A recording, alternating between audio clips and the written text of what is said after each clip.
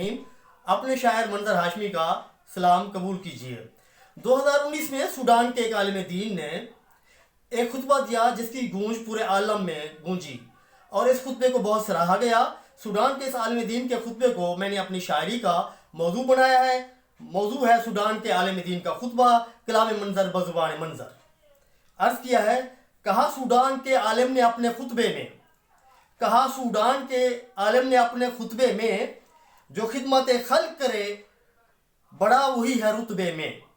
ہزار مسجدوں کی تعمیر سے یہ بہتر ہے، ہزار مسجدوں کی تعمیر سے یہ بہتر ہے، لقمہ بھوکے کو اللہ کے ہاں یہ برتر ہے۔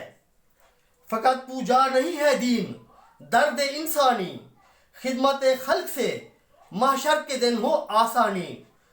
منظر غلام اس کا جو خلق خدا سے پیار کرے، قرض حسنہ دے مفلس پہ زر نثار کرے۔